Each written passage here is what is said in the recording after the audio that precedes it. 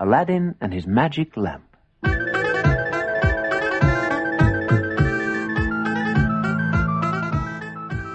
"Where is that lazy boy?" Aladdin's mother yelled as she looked up from her spinning. "There's not a scrap of food in the house, and here I am working all day long to keep a roof over our heads." Aladdin was in the bazaar on the other side of the town, drinking mint tea and chatting to his friends. Of all the boys in Baghdad, Aladdin was the naughtiest and the laziest. He never helped his widowed mother as he should, but spent his time getting up to mischief. "Hey, Aladdin!" called a friend. "It's your turn to buy the tea. Hurry up!" From his hiding place across the street, a dark stranger muttered to himself in triumph. "Aha! If that boy really is Aladdin, my long search is over." Standing in the shadows, he watched and waited. At last the merry band broke up, and as Aladdin rushed past, the stranger stepped out in front of him.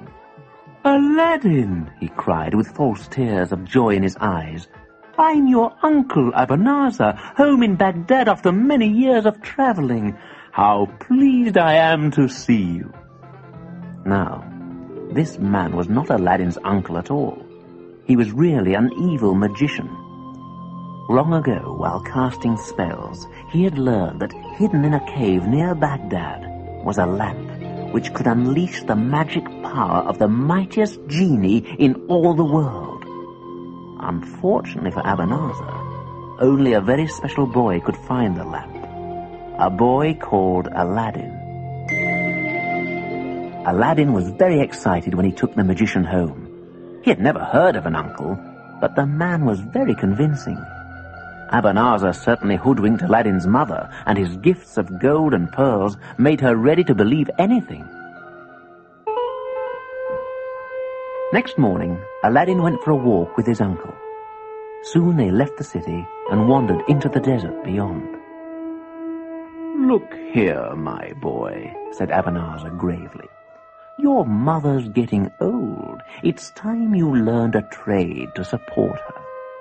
Aladdin's face fell. "What? Work all day? That was no fun." "I'll open a shop for you and stock it with the finest silks of the Orient," his uncle went on. Now, this idea did appeal to Aladdin. He could just imagine how rich he would become. "You're right, uncle," he said, smiling. "I must settle down." Abanazar tried to hide his excitement. "If I'm going to help you, you must help me," he said. "Fetch some wood and light me a fire just here." And he marked a cross on the ground. When the fire was ready, the magician threw incense on the leaping flame. There was an enormous bang, and the whole earth trembled and opened at their feet. A huge stone like a trapdoor lay revealed. "Now, lift the stone," said Abanazar. "Beneath it you will find a treasure cave lit by a simple brass lamp. Touch nothing. Just bring me the lamp. Do this for me, and I will give you everything I've promised." Aladdin took a deep breath and seized the stone. To his surprise, it moved easily, and he found himself looking into the dark entrance of the cave. With a last look at the magician, Aladdin disappeared through the opening and made his way straight to the lamp, as his uncle had told him. Not a sound could be heard in the eerie cavern. Not a breath of life flickered in the gloom. Aladdin took the lamp and hurried back to the entrance where Abanazar was waiting. "Give it to me!" yelled the magician excitedly. "Quickly, boy, or take what's coming to you!" When Aladdin didn't answer, the magician threw more incense onto the fire. The ground heaved, and the stone rolled back, leaving Aladdin trapped in the cave.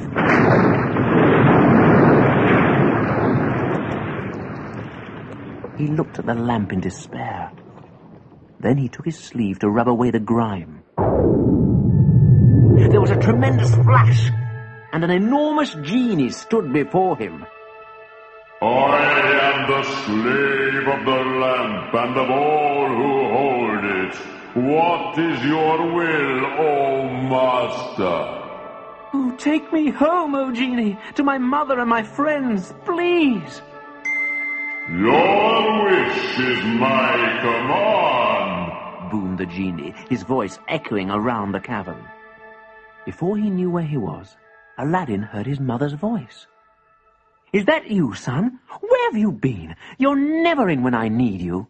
And Aladdin knew he was safely home and threw himself into his mother's arms. The years passed, and Aladdin grew into a young man. He gave up his lazy ways and worked hard to look after his mother.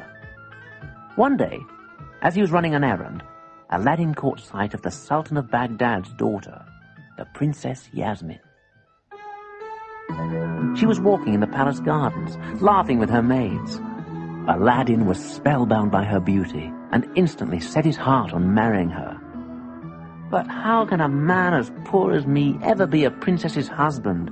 he asked sadly when he told his mother of his love. "Don't worry, son," she said. "With that genie's help, you'll soon be rich enough for any sultan." With one brisk rub of the lamp, Aladdin's mother called up the genie, and he did everything she asked immediately. The next day, Aladdin presented himself to the sultan, looking like the finest young prince in the land. When he met Yasmin, he answered her questions with such wit and grace that she fell deeply in love with him. Soon they were married and lived for a year and a day in perfect happiness. Then, one morning, when Aladdin was out hunting, Yasmin heard a peddler's cry. "New lamps for old! New lamps for old!" She rushed to her windows, looked down and saw a tall, dark man standing by the palace gates. It was the evil magician Abanazar. Yasmin didn't know who he was, but immediately thought of the ugly old lamp in her husband's apartments. "Take this to the peddler," she told her servant. "I want to surprise Aladdin with a fine new lamp." The girl took the old lamp and made her way to the palace gates where Abanazar was waiting. He could hardly stop his hands trembling as he grabbed it and hurried to his house in triumph. "You are mine at last," he gloated as he rubbed the lamp. I am the slave of the lamp and of all who hold it. What is your will, O master? Find Yasmin and bring her here. Then we will leave Baghdad forever." When Aladdin returned home, he found the whole city weeping. "Princess Yasmin has gone and no one can find her." Aladdin scoured the city for the peddler and his lamps, but he was nowhere to be found. Summoning his servants, Aladdin prepared for a long journey. He knew that Abanazar had duped his wife, and he vowed that he would search the world to find Yasmin. At last, in the midst of a lonely desert, he heard tell of a magician's lair. Aladdin had never seen such a dismal castle, and he almost wept to think of his wife as a prisoner there. Disguising himself as a holy man, he persuaded the servants to let him in. He asked to see Yasmin, and found her crying in a dark and gloomy room. "Oh, Aladdin," she said, embracing him and smiling through her tears, "I began to think I would never see you again." Aladdin took his beloved in his arms and comforted her. Then he hid and waited for the magician. He knew that he must kill this evil man to be rid of him forever. At last, Abanazar appeared. Aladdin stepped forward to block his path, sword in hand. "Prepare to defend yourself," the young man challenged. "Your hour has come." With a shout of fury, Abanazar drew his sword and leapt at Aladdin. The clash of steel rang out as the two men fought desperately. Abanazar had the strength of a bull, but Aladdin was as quick as a cat. He saw his chance and plunged his sword deep into the magician's heart. The wicked man staggered and fell down dead. Aladdin searched the castle and found the lamp. Rubbing it gently, he summoned the genie. I am the slave of the lamp and of all who hold it. What is your will, O master?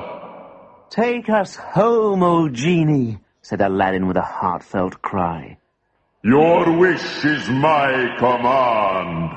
And the next moment, Aladdin and his beloved Yasmin were safely back in Baghdad, standing in their garden, the marble turrets of their palace rose pink in the setting sun.